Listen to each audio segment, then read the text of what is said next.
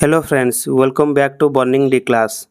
आज वीडियो रे आमे ओडिशार कुटीर शिल्प बा हस्तशिल्प को नहीं एक ओडिया प्रबंध लिखिबा। तेबे चलंतु बंधु माने वीडियो को आरंभ करिबा। कुटीर मध्य बसी जो शिल्पजात पदार्थ प्रस्तुत करा जाई पारे ताहाकू कुटीर शिल्प बा हस्तशिल्प कहा जाए। कुटीर शिल्प विनिर्माण उद्योगर सबुठारु क्षुद्र शिल्प अटे। गौरव मंडिता उत्कल भूमि पूर्वे कुटीर शिल्प बा हस्तशिल्पर गंताघर थिला।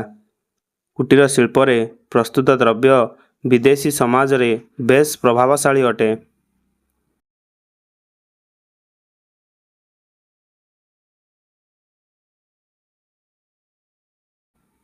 शिल्प संस्थार आकार साधारणतः एथिरे विनियोग, पुंजीर परिमाण, कार्य नियोजित श्रमिक संख्या, एथिरु उत्पादित हेउथिबा मूल्यानुसारे निर्धारित होइथाए।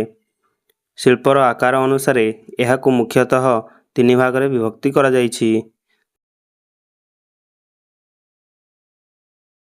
यथा कुटीर शिल्प, क्षुद्र शिल्प एवं बृहत शिल्प।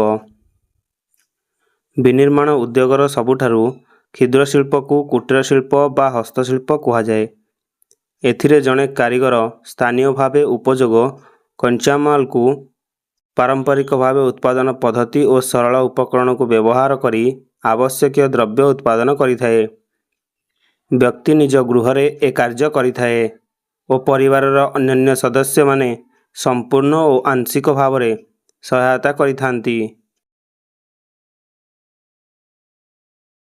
खदी, ग्राम्य उद्योग, हस्ततंत, सुनारूपा और तारकसी काम, पित्तल और कंसा बासन इत्यादि कुटीर शिल्पर अंतर्भुक्त अटे। अतीतर उत्कल कुटीर शिल्प क्षेत्र में समग्र विश्व में ख्याति अर्जन करिथिला।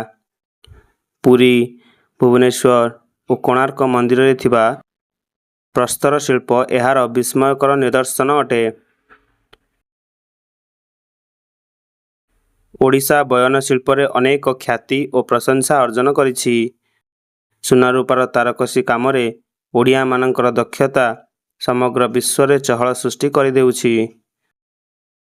कटक और पारलाखे मुंडीर सिंह निर्मित नानादि खेलना और पानिया एवं कंटिल, रेमुणा और भुवन प्रभृति अंचलर कंसा बासन विशेष आदृत लाभ करिपारिछि।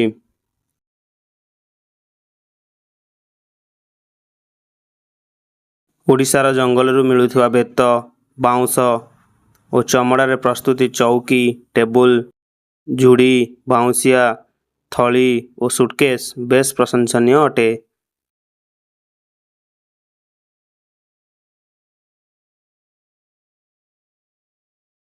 पिपिलीर चांदुआ, छती और थली एक विशिष्ट कुटीर शिल्प बा हस्तशिल्प भावरे प्रसिद्धि अर्जन करिछि।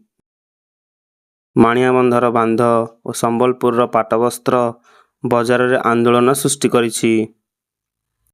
गाँ गहली रे कुंभार मानक मूर्तिका शिल्प, बढ़ई मानक काठ शिल्प और कमारर लुहा शिल्प कुटीर शिल्पर अनन्य निदर्शन अटे। एतद् व्यतीत विश्वविदित सुदर्शन पट्टनायकଙ୍କ बालुका शिल्प